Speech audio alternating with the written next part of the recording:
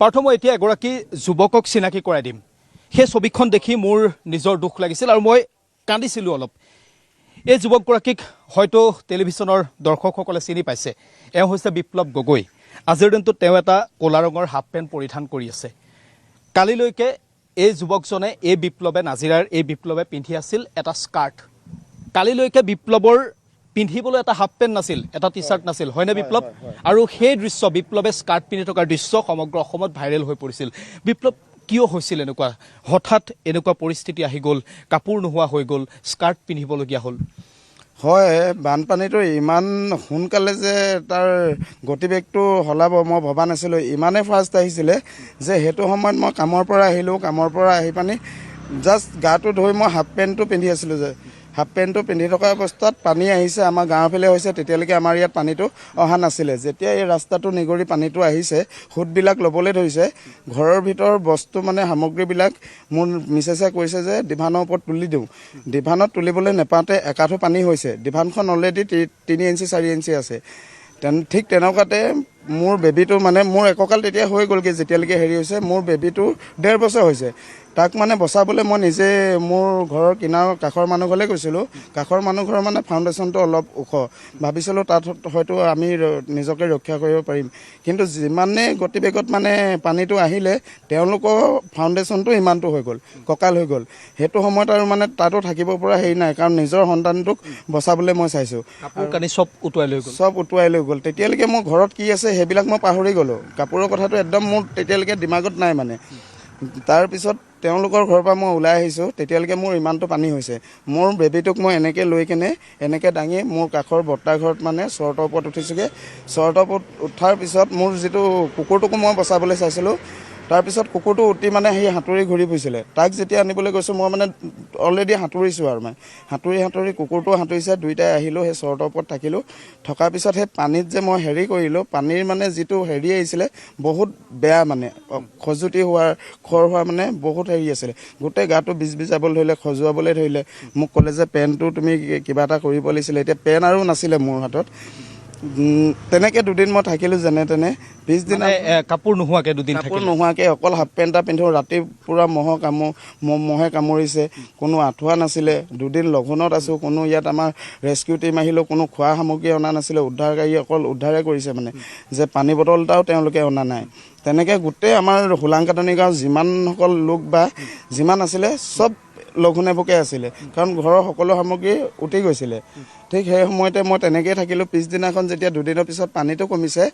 ঠিক সেইদিনাখন ৰেচন পঠিয়াইছিলে চৰকাৰে আমাৰ গাঁৱৰ ৱাৰ্ড মেম্বাৰে মোক ক'লে যে এনেকৈ ৰেচন আহিছে আহিবি মোৰ মানে সেইটো সময়ত পিন্ধি যাবলৈ একোৱেই নাছিলে মোৰ মায়ে ঠিক সেইটো সময়তে ক'ৰবাৰ গাড়ী এখন আহিছিলে তেওঁ স্কাৰ্ট এটা ৰাখি থৈছিলে সেই স্কাৰ্টটোৱে পিন্ধি মই ৰেচন আনিবলৈ গৈছিলোঁ আৰু য'ত ৰেচন আনিবলৈ গৈছিলোঁ তাত বা এজনীয়ে মোক দেখিলে বা এজনীয়ে মোক ক'লে যে বিপ্লৱ মই তোক ভিডিঅ' এটা বনাওঁ বেয়া পাবি নেকি মই বোলো নাই বেয়া নাপাওঁ পৰিস্থিতিৰ সন্মুখীন হৈছোঁ যেতিয়া মই সেইটো বেয়া স্কাৰ্ট পিন্ধি হ'লেও মই মানে সেইটো নিজকে নিজে মানে একো প্ৰস্তুত কৰা নাই আৰু মানে মই নিজকে ভাবিছোঁ যে যি হওক অন্ততঃ কোনোবাই যদি আমাক সঁহাৰি কৰে কাপোৰ সঁহাৰি কৰক মানে কাপোৰৰ সহায় কৰক এয়াই হৈছে জীৱন এই বিপ্লৱে সাহায্য বিচাৰিছিল আৰু সাহায্য আনিবলৈ যাবৰ বাবে বিপ্লৱৰ এটা পেন নাছিল আৰু সেইবাবে মাতৃয়ে লৈ থোৱা সাহায্য দিবলৈ অহা লোকৰ পৰা লৈ থোৱা এটা স্কাৰ্ট আছিল আৰু সেই স্কাৰ্টটোকে পিন্ধি বিপ্লৱে সাহায্য ল'বলৈ গৈছিল এতিয়া মই এটা বেলেগ দৃশ্য পাঠক দেখুৱাম আৰু সেই দৃশ্যটো আপুনি বুজি পাব এজোপা নাৰিকল গছ হয়তো নিশা হোৱাৰ বাবে কেমেৰাত হয়তো ভালদৰে আবদ্ধ নহ'ব এই নাৰিকলজোপা হয়তো সকলোৱে চিনি পাব এনেকুৱা নাৰিকল এই নাজিৰাৰ হোলাংকাথনি গাঁওখনত যথেষ্ট আছে আৰু এটা দৃশ্য ভাইৰেল হৈছিল এগৰাকী ব্যক্তিয়ে নাজিৰাৰ এই হোলাংকাথনিৰে আছিল সেই ব্যক্তিগৰাকী তেওঁ নাৰিকল গছৰ ওপৰত উঠি নিজৰ জীৱনটো ৰক্ষা কৰিছিল প্ৰায় 9ৰ পৰা 10 ঘণ্টা সময় তেওঁ নাৰিকল গছৰ ওপৰত আছিল আৰু সেই ব্যক্তিগৰাকী হৈছে এইজন প্ৰাঞ্জল দা হয়নে নামটো প্ৰথমতে কৈ লওঁ প্ৰাঞ্জল দত্ত নাৰিকল গছৰ ওপৰত আৰু সমগ্ৰ অসমত এই গোটেই দৃশ্যটো ভাইৰেল হৈ গ'ল কেনেদৰে থাকিলে আপুনি ইমান সময় প্ৰথম কথা হ'ল মোৰ মা পেৰালাইচিছ মানুহ নেক্সট মোৰ ফিজিকেলি হেণ্ডিকেপ বাইদেউ এজনী আছে যেতিয়া পানী সোমালে তেতিয়া মই ফিজিকেলি বাইদেউক আগফালৰ এঘৰ মানুহৰ চটত থ'লোঁ নেক্সট মাক নিছোঁ নিয়াৰ পাছত মই যেতিয়া ঘৰত দুপত বস্তু উদ্ধাৰ কৰিবলৈ আহিছোঁ তেতিয়া মোৰ ডিঙি পালেহি পানী তেতিয়া মোক কোনো বস্তু উদ্ধাৰ কৰিবলৈ সময় নাই মই তাক বাচিবলৈ মই সাঁতুৰি দিলোঁ সাঁতুৰি মোক সুতে নি মোৰ আমাৰ পিছফালে যেনিবা নাৰিকল আছে, নাৰিকলৰ পাতটোত মই ধৰিলোঁ, ধৰি সেই পাতটোত মই ঘাঁহ দেখিব পাৰোঁ, সেই পাতটোত চুঁচৰি উঠি যদি কেমেৰাত অকণমান যদি দেখুৱাই, এই মানুহজনৰ হাতত এতিয়াও আঘাত আছে। তেওঁ নাৰিকলজোপাৰ পাতত ধৰি জীৱনটো বচাবলৈ চেষ্টা কৰিছিল। নাৰিকলৰ ফাঁকত ভৰি দি থিয় হৈ থাকিলোঁ প্ৰায় 9 ঘণ্টা। প্ৰায় 9 ঘণ্টা। 9 ঘণ্টা সম্পূৰ্ণ। ৰাতিপুৱা 5 বজাত উদ্ধাৰকাৰী দল আহিছে, উদ্ধাৰকাৰী দলে উদ্ধাৰ কৰিছে। সেই সময় এতিয়াও ভাবিলে আপোনাৰ দুখ নালাগেনে? মৃত্যুৰ মুখৰ আগৰ পৰা ঘূৰি আহিছোঁ, মৃত্যুৰ মুখৰ আগৰ পৰা কোনেও মোক সহায় কৰিব নোৱাৰে। সেই টাইমত 9 ঘণ্টাৰ পাছত আপোনাক কোনে উদ্ধাৰ কৰিলে? উদ্ধাৰকাৰী দল আহিছিল। সেই 9 ঘণ্টা আপুনি কেনেকৈ থাকিলে? প্ৰতি মুহূৰ্তত মৃত্যু, তললৈ যদি আপোনাৰ নাৰিকলজোপা কেনেবাকৈ যদি পানীয়ে উটুৱাই নিয়ে, আপোনাৰ জীৱন শেষ। মোৰ জীৱন শেষ। মই সেইটোৱে ভাবি আছোঁ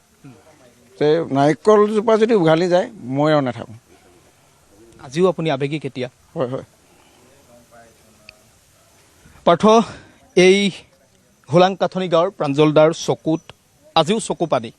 মানুহজনে কান্দিছে আৰু ময়ো আৱেগিক তেওঁ কথাখিনি শুনি। মই যেতিয়া তেওঁৰ সৈতে কথা পাতিলোঁ, তেওঁ মোক যেতিয়া কথাখিনি ক'লে যে নাৰিকলজোপাৰ পাতখিলাত ধৰি তেওঁ জীৱনটো বচাবলৈ চেষ্টা কৰিছিল আৰু 9 ঘণ্টা সময় তেওঁ তেনেকৈ থাকিল।